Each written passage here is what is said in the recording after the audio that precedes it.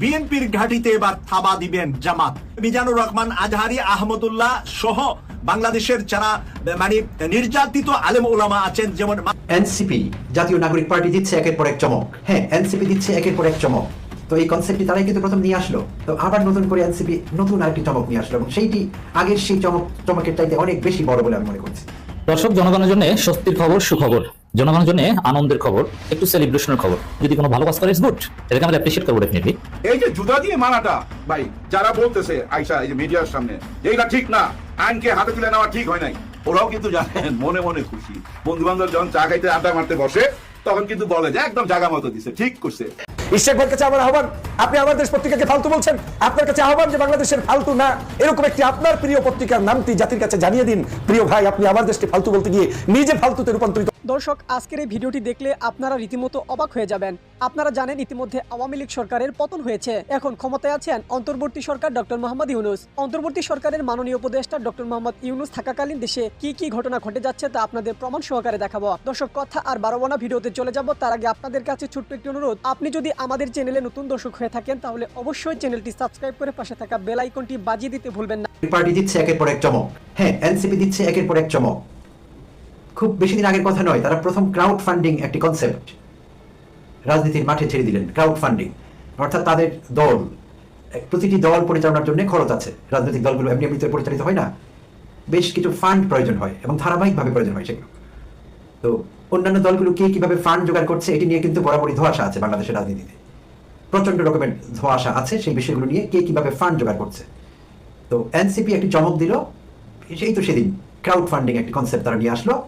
আর তার মানে হলো যে তারা সদস্যদের কাছ থেকে, সাধারণ মানুষের কাছ থেকে, সমর্থকদের কাছ থেকে তারা সহযোগিতা নেবে, আর্থিক সহযোগিতা। আর সেটি স্বচ্ছতা থাকবে, রিসিপ্টের বিনিময়ে রিসিপ্ট দেওয়া হবে কে সহযোগিতা করছে, যাতে স্বচ্ছতা থাকে বিষয়টির। তো এই কনসেপ্টটি তারাই কিন্তু প্রথম নিয়ে আসলো। হ্যাঁ, বাংলাদেশ জামায়াতে ইসলামীতে কিন্তু এরকম একটি বিষয় চালু আছে আগে থেকেই। তারা সেভাবে ঘোষণা দিয়ে এটি করেনি, আর ফলে তাদের এই বিষয়টিতে আছে সেটিও মানুষ অনেকে জানতেন না। আমাদের দেশের মানুষ, জামায়াতে ইসলামী কিন্তু এই কাজটি করছে অনেকদিন থেকে। তাদের দল কিন্তু পরিচালিত হচ্ছে দলের কর্মীদের এবং সমর্থকদের মাসিক চাঁদা, তাদের মাসিক চাঁদার ব্যবস্থা আছে। তো তারা ঘোষণা দিয়ে করেনি অফিসিয়ালি, বাট এই বিষয়টি তারা করছে।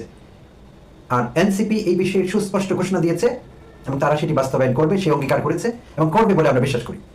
তো এই বিষয়টি অনেকেই অ্যাপ্রিশিয়েট করেছিল, বাংলাদেশের বোদ্ধা মহলে এটি প্রশংসা করিয়েছে, সাধারণ মানুষ বিষয়টি ভালোভাবে দেখেছে। তো আবার নতুন করে এনসিপি নতুন আরেকটি চমক নিয়ে আসলো এবং সেইটি আগের সেই চমকের চাইতে অনেক বেশি বড় বলে আমি মনে করছি। আর সেটি হলো গত শুক্রবারই, তার আগে একটু বলে নিই, গত 3রা আগস্ট কেন্দ্রীয় শহীদ মিনারে নাহিদ ইসলাম, বৈষম্য বিরোধী ছাত্র আন্দোলনের সমন্বয়কদের অন্যতম জনাব নাহিদ ইসলাম যখন এক দফা ঘোষণা করছিলেন শেখ হাসিনা খেদাবার জন্য, এক দফা, তখন কিন্তু তিনি সেটি উল্লেখ করেছিলেন যে আমরা ফেসিবাদের বিরোধ চাই বাংলাদেশ থেকে, ফেসিবাদ কোনো অবস্থায় গ্রহণ করা যাবে না, সেটাকে জিয়ে রাখা যাবে না। সুস্পষ্টভাবে কিন্তু নাহিদ ইসলামের ঘোষণা থেকে সেইটি এসেছিল। তো পরবর্তীতে সেই বৈষম্য বিরোধী ছাত্র আন্দোলনের পথ ধরেই কিন্তু এনসিপি গঠিত হলো গত 28 ফেব্রুয়ারি। হ্যাঁ, গত 28 ফেব্রুয়ারি এনসিপি গঠিত হলো। নাহিদ ইসলাম আহ্বায়ক হিসেবে এনসিপি গঠন করলেন এবং বরাবরই তারা এই কথা বলে এসেছে এবং সেই এনসিপি দলটি কিন্তু ফেসিবাদের বিরুদ্ধে বরাবরই উচ্চকণ্ঠ। তারা এই দাবি বরাবরই জানিয়ে এসেছে, এটি তাদের অন্যতম দাবির মধ্যে একটি, যে এই দেশকে ফেসিবাদ মুক্ত করতে হবে। এই স্লোগান তাদের একেবারে আপ্তবাক্য হয়ে গেছে তাদের জন্য। তো ইদানিংকালে অনেকেই তাদের নিয়ে মজা করছিল, বয়োবৃদ্ধরা বিশেষভাবে, যারা নিজেদেরকে রাজনীতিতে সিজন ভেটারান, যুগ যুগের অভিজ্ঞতা আছে এরকম বলে দাবি করেন, সেই বয়োবৃদ্ধরা তাদের নিয়ে হাসি ঠাট্টা মস্করা করছিলেন। তারা বলবার চেষ্টা করছিলেন যে এই ছাত্ররা কিসের নতুন বন্দোবস্তের কথা বলছে, তাদের না আছে গঠনতন্ত্র, না আছে তাদের নিবন্ধন, তাদের তো কিছুই নেই, আর এরকম একটি ব্যাপার দাঁড়িয়ে গিয়েছিল।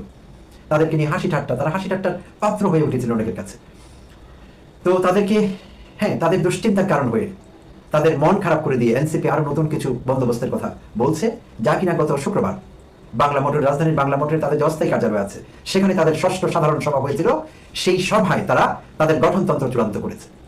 আর সেই গঠনতন্ত্রের নতুন কিছু বিষয় উঠে এসেছে, যা বস্তাপচা রাজনীতি, বাংলাদেশের যে গতানুগতিক রাজনীতি, সেই রাজনীতিবিদরা কখনো ধারণ করতে পারেনি, সাহস পায়নি, তাদের চিন্তায়ও আসেনি। এই তথাকথিত বয়োবৃদ্ধ অভিজ্ঞ রাজনীতিবিদরা, তাদের চিন্তায় কখনো আসেনি যা এনসিপি তাদের গঠনতন্ত্রে বলেছে, সেটি এখন প্রকাশ্যে আসতে শুরু করেছে। তো আমরা দেখে নেব তারা আসলে কি বলেছে। মোটা দাগে যে বিষয়টি আমার দৃষ্টি কেড়েছে তাদের গঠনতন্ত্রের মূল বৈশিষ্ট্য মধ্যে যেগুলো আছে, তার মধ্যে একটি হলো সাধারণ সম্পাদক এবং সভাপতি এনসিপির 2বারের বেশি কেউ এই পদে থাকতে পারবে না। চমৎকার, যেখানে অন্য রাজনৈতিক দলগুলো সারা জীবন ক্ষমতায় থাকবার বন্দোবস্ত করেছে, সো তাদের সেটি হলো পুরনো বন্দোবস্ত, অর্থাৎ একবার সাধারণ সম্পাদক কিংবা সভাপতি হয়েছিল, আর কখনো এই পদ ছাড়বো না, ছাড়বার দরকার হবে না। তো তারা কিন্তু সেই গতানুগতিক রাজনীতির বুকে পা দিল, বুকে পা দিয়ে শ্বাস রুদ্ধ করে দিয়ে তারা ঘোষণা করলো তাদের দলের সভাপতি এবং সাধারণ সম্পাদক কেউ দুবারের বেশি ক্ষমতায় থাকতে পারবে না এবং ক্ষমতায় আসবে না দুবারের বেশি। চমৎকার, সেলুট না করে পারা যায় না। অর্থাৎ পৈতৃক একটি সম্পত্তি করে ফেলা রাজনৈতিক দলকে, তার বংশটিকে পৈতৃক করে ফেলা, যে একবার হয়তো তার নামবো না সেটিকে বিরোধিতা করে সেটির মুখে চুনকালি মেখে দিয়ে এই ছাত্ররা, এই তরুণরা, এই এনসিপির নেতা কর্মীরা এরকম একটি সিদ্ধান্ত এসেছে দুবারের বেশি কেউ এই পদে থাকতে পারবে না। আর আরেকটি চমক হলো তাদেরকে সহজে ইমপিচ করা যাবে, অর্থাৎ দলীয় নেতা কর্মীরা মিলে এই সাধারণ সম্পাদক বা সভাপতি যদি স্বৈরাচারী হয়ে ওঠেন, দল বিরোধী কাজে লিপ্ত থাকেন, দেশ বিরোধী কাজে লিপ্ত থাকেন, তাহলে এই দুই পদের যারাই ক্ষমতায় থাকবেন, দুই পদে থাকবেন, তাদেরকে ইমপিচ করা যাবে বা অভিশংসন করা যাবে। আর সেই জন্য তাদের যে একটি জাতীয় রাজনৈতিক পরিষদ থাকবে, তাদের গঠনতন্ত্রে এটি এসেছে, তাদের একটি জাতীয় রাজনৈতিক পরিষদ থাকবে, সর্বোচ্চ নীতি নির্ধারণী একটি বিষয়, একটি ফোরাম। আর সেখানকার মাত্র 20% সদস্য যদি সিদ্ধান্ত নেন যে সভাপতি বা সাধারণ সম্পাদককে ইমপিচ করতে হবে, তাহলে এই প্রস্তাবটি আনা যাবে, এই অভিযোগটি তোলা যাবে, অর্থাৎ প্রক্রিয়াটি, ইমপিচমেন্ট প্রসেসটি শুরু হতে পারবে। মাত্র 20% সদস্য বা নেতাকর্মীরা যদি একমত হন যে এই সভাপতি বা সাধারণ সম্পাদককে আমরা চাই না।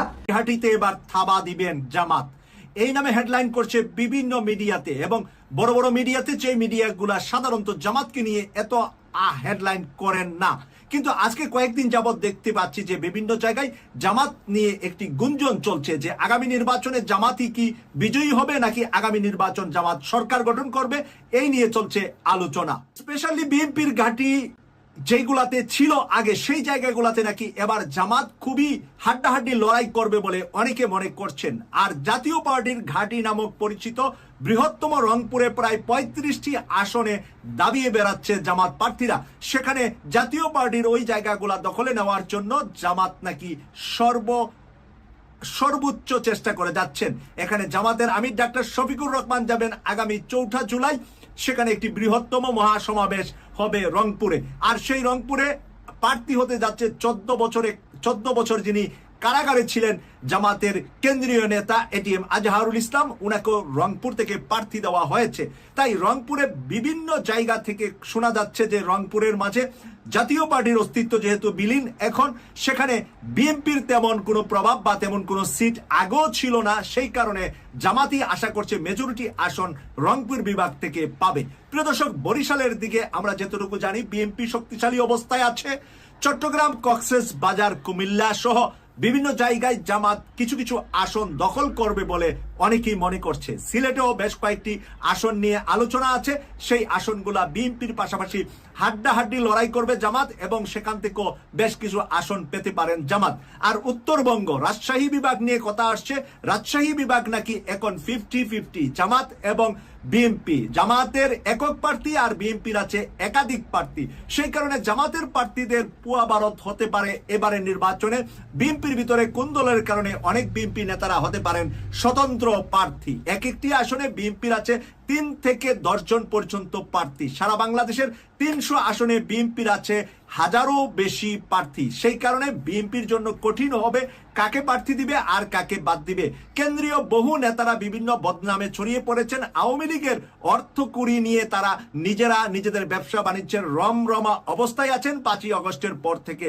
সেই কারণে অনেক কেন্দ্রীয় নেতারা বরাডুবি হবে তাদেরকে প্রার্থী দিলে বিএনপি। এখন কেন্দ্রীয় নেতাদেরকে বাদ দিয়ে কাকে প্রার্থী দিবে সেই জায়গায়, কেন্দ্রীয় নেতার ছেলেকে না ওয়াইফকে, এতেও বরাডুবি হবে, কারণ বাপ চুরি করেছে আর ছেলে কি করবে সেটা জনগণকে আর বোঝাতে পারবে না বিএনপি। এখন জামাতের সাথে যদি এনসিপি চলে আসে তাহলে নাকি এখানে বিএনপির জন্য 100-র বেশি আসন পাওয়া কঠিন হবে বিশ্লেষকরা মনে করছে। ইশাক ভাইয়ের কাছে আমার আহ্বান, আপনি আমার দেশ পত্রিকাকে ফালতু বলছেন, আপনার কাছে আহ্বান যে বাংলাদেশের ফালতু না এরকম একটি আপনার প্রিয় পত্রিকার নামটি জাতির কাছে জানিয়ে দিন।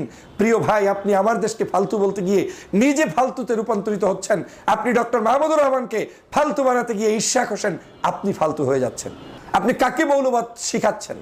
মৌলবাদের ধারণাটা আপনার কাছে কি আছে? নতুন রাজনীতিবিদদেরকে দেশপ্রেমিক বানাচ্ছে আমার দেশ। ভারত আমাদের এই দেশটাকে ধ্বংস করছে, আধিপত্যবাদের বিরুদ্ধে কথা বলছে আমার দেশ। ইশাক সাহেব, আপনি চোখের সামনে এভাবে ঝরে যাবেন এটা আমি কামনা করি নাই। আমি আপনাকে ভালোবাসি বিদায় আপনাকে ভুল ধরিয়ে দিচ্ছি। যারা আপনার সামনে গিয়ে স্লোগান দিয়ে বিতর্কিত করছে তারা ভুল করছে। আপনি তো দেশপ্রেমিক হলে আমার দেশের সাথে আপনার সম্পর্ক থাকা উচিত। আপনার তো আমার দেশ পত্রিকা উদ্বোধনের দিনে যাওয়া উচিত ছিল। আপনারা কি গিয়েছেন? কেউ গিয়েছেন কিনা?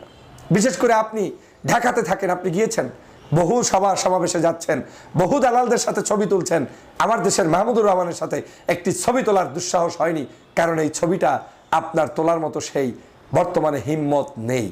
ভেবেছেন আপনি কার বিরুদ্ধে কলম ধরেছেন, ভেবেছেন আপনি কোথায় লেখালেখি করছেন, আপনি ধ্বংস হওয়ার জন্য নিজেকে এই পথে নিয়ে যাচ্ছেন।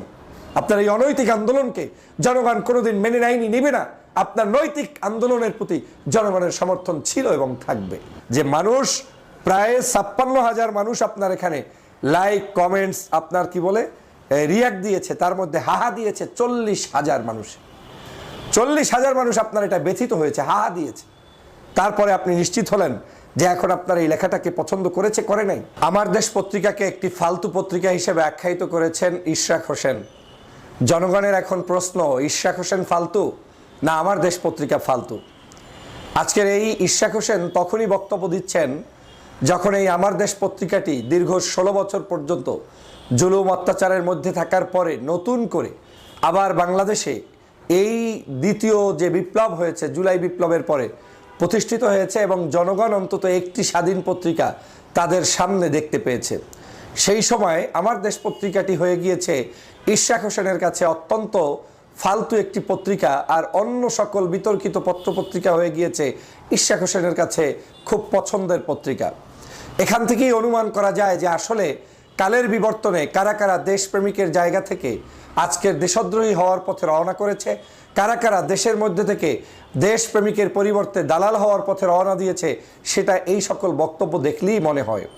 আপনারা নিশ্চয়ই জানেন বাংলাদেশের এই সময়ে সবচেয়ে জনপ্রিয় ব্যক্তি এবং জনপ্রিয় পত্রিকা যারা সংবাদ জগতের জন্য সবচেয়ে ভালো নিউজ কভার করছেন, সেটা হচ্ছে ডক্টর মাহমুদুর রহমানের নেতৃত্বে আমার দেশ পত্রিকা।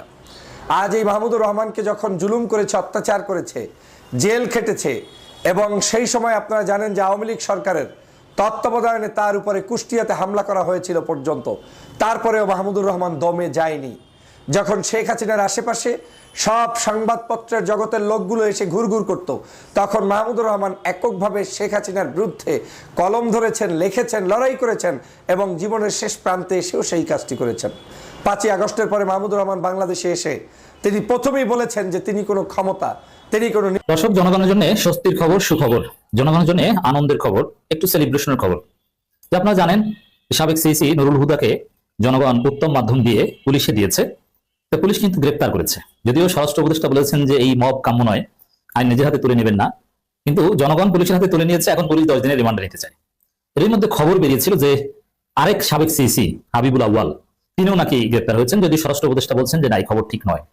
যদিও সহজেই অনুমেয় যে জনরোষের শিকার হয়েছে। দেখেন, এই কথাটা একটু ক্লারিফাই করে নিই। নুরুল হুদার ক্ষেত্রে যেটা ঘটেছে, এটাকে কেউ মব বলবেন না, আর মব বললে ওই মবকে আমরা গ্লোরিফাই করবো। এটা বিপ্লব, এটা বিপ্লবের পার্ট। এভাবে হাসিনা পতন হয়েছিল, ফেসিবাদের পতন হয়েছিল। এটাকে বলা যায় জনরোষ। মব এবং জনরোষ এক নয়। এই দুষ্কৃতিকারীদের এভাবে জনগণ ধরবে, জুতার মালা পরাবে, ডিম মারবে, এটা জনরোষ। জনরোষকে কারা মব বলে, এদেরকে কিন্তু আমরা চিনে রাখছি, এদেরকে চিহ্নিত করছি। এরা সব আওয়ামী লীগের, এদের মধ্যে আওয়ামী প্রেম রয়েছে। অতএব জনরোষ এবং মব এক নয়। নুরুল হুদার ক্ষেত্রে যেটা ঘটেছে সেটা জনরোষ, মব নয়। আর মব বললে ওটা বিপ্লবের পার্ট। ওই মব আমরা হাসিনার বিরুদ্ধে ঘটিয়েছি, ওই মব আমরা হাসিনার মন্ত্রীদের বিরুদ্ধে ঘটিয়েছি, পুলিশের বিরুদ্ধে ঘটিয়েছি জুলাই আগস্টে। তো এইসব ফাজলামি কথা জনগণকে শিখাবেন না। এবং সরকারও এইসব শব্দ প্রয়োগের ক্ষেত্রে সরকারের দায়িত্বশীল ব্যক্তিদেরও সচেতন হওয়া উচিত। মব এই শব্দটাই এখানে প্রাসঙ্গিক নয়। সরকার বলবেন যে জনরোষে করেছে, যদিও এই জনরোষ থেকে কোনো অপরাধীকে বাঁচানো এটাও সরকারের দায়িত্ব। সরকারের কাজ হচ্ছে আইনের শাসন নিশ্চিত করা, কিন্তু জনরোষের কোনো অপরাধের ক্ষেত্রে জনরোষ হোক, এটাও সরকার হতে দিবে না, রাইট? কিন্তু মব বলেন কেন? আপনি বলেন জনরোষ, যে জনরোষ আমরা হতে দিবেন না, ওই জনরোষ ভাই আপনারা কইরেন না, আমাদেরকে খবর নিয়ে এটা বলেন, কিন্তু আপনি মব বলছেন কেন? এই মব শব্দটা কার আবিষ্কার? এটা আওয়ামী আবিষ্কার, এটা ওয়াকারের আবিষ্কার। দর্শক, এখন কাজী হাবিবুল আউয়াল গ্রেপ্তার না হলে গ্রেপ্তার হবেন, এটা আমরা বুঝি। আর হাবিবুল আউয়াল অন্যান্য যারা আছে প্রায় সিইসি সহ সাবেক প্রায় কমপক্ষে 12 জন, কয়েকজন মারা গেছেন এবং দেশ ছেড়েছেন, তা বাদে এদেরকে জনগণ খুঁজছে। জনগণ পেলে এরকম জয় বাংলা করে দিবে, তারপরে পুলিশ থেকে 10 দিনের রিমান্ড চাইবে, যেটা নুরুল হুদার ক্ষেত্রে ঘটেছে। আরেকটা খবর যে ইসলামী ব্যাংকের সাবেক এমডি মনিরুল মাওলাকে গ্রেপ্তার করা হয়েছে। এই ঘটনাগুলো রাজনীতিতে তাৎপর্যপূর্ণ এবং জনগণের জন্য স্বস্তির খবর। মনিরুল মাওলা ভয়ঙ্কর অপরাধী। এই মনিরুল মাওলা এমডি থাকা অবস্থায় শত শত কোটি টাকা, হাজার কোটি টাকা ইসলামী ব্যাংক থেকে তসরুপ হয়েছে। ইসলামী ব্যাংকটাকে ধ্বংস করে দিয়েছেন। এখন অনেকে বলবেন যে এই মনিরুল মাওলাকে একটু দেখেন, কি সুন্দর চেহারা, পিওর জামাতি চেহারা। এবং মনিরুল মাওলা কথায় কথায় কোরআন হাদিসের উদ্ধৃতি দিয়ে কথা বলতেন, এবং একটা সময় পর্যন্ত জামাতের আলেম ওলামারাও দেখেছি মনিরুল মাওলার দাওয়াতে যেতেন। এবং তিনি একসময় জামাতের লোক ছিলেন, এই মনিরুল মাওলা। জামাত পড়েই তিনি কোরআন হাদিস শিখেছেন, জামাত ইসলামী করে। সেই মনিরুল মাওলাকে সিস্টেমে সরকার বা তৎকালীন আওয়ামী লীগ সালম নাবিল গ্রুপেরা ম্যানেজ করে তার মাধ্যমে কোটি কোটি টাকা, হাজার কোটি টাকা, শত কোটি টাকা হাতিয়ে নিয়েছে। মনিরুল মাওলা দেখেন, অনেকে যারা চাকরি করতো just senior officer, professional officer কিংবা অফিসার ক্যাশ বা নানান পদে, প্রিন্সিপাল অফিসার, ম্যানেজার, এরা হয়তোবা বাধ্য হয়ে চাকরি করেছে বলা যায়। কিন্তু এমডি তার উচিত ছিল চাকরি ছেড়ে চলে যাওয়া, অথবা ভিতরে থেকে যতটুকু প্রতিবাদ করা যায় তিনি মিডিয়াকে জানিয়ে দিতে পারতেন। নানান ভাবে এরকম কোটি কোটি টাকা নামে বেনামে ঋণ দিয়েছে, এটা ফেরাতে পারতেন, অতএব তার দায় এড়াতে পারে না তিনি। এবং তাকে পছন্দ করে কেন এমডি বানিয়েছিল এসালাম গ্রুপ? এসালাম গ্রুপের পারপাস সার্ভ করতে তিনি রাজি হয়েছেন বলে, নইলে তাকে এমডি বানাতো না। আর কত অফিসার ছিল, অন্য কাউকে এমডি বানিয়েছে, কিন্তু তাকে কেন বানিয়েছে? তার সাথে চুক্তি হয়েছে, অতএব তার গ্রেপ্তারটা শতভাগ ঠিক। জামাতের অনেকে দেখছে আক্ষেপ করছে, না তার তো কিছু করার ছিল না, তিনি ভালো মানুষ, কথায় কথায় কোরআন হাদিস বলেন, এটি হচ্ছে বাটপারি। এই গ্রেপ্তার এবং ওই নুরুল হুদা, এগুলো সরকার নড়ে চড়ে বসার একটা আলামত। বিশেষ করে দেখেন, এই নুরুল হুদাকে জনগণ পুলিশে দিয়েছে, কিন্তু এর প্রেক্ষাপটটা তৈরি করেছে প্রফেসর ইউনূস নিজে। কিভাবে? তিনি নিজে সাবেক 3 নির্বাচন কমিশনের বিরুদ্ধে তদন্ত কমিটি গঠন করেছেন ইউনূস নিজে। এরপরে বিএনপি মামলা করেছে, এরপরে এই জনরোষ, অর্থাৎ এটা ভিত্তিপ্রস্তর স্থাপন করেছেন বা প্রেক্ষাপট তৈরি করেছেন প্রফেসর ইউনূস নিজে। এই দর্শক, সম্পূর্ণ ভিডিওটি দেখলেন, আশা করি বিষয়টি বুঝতে পেরেছেন। এই নিয়ে আপনার গুরুত্বপূর্ণ মন্তব্যটি অবশ্যই কমেন্ট বক্সে জানিয়ে দিবেন। ধন্যবাদ।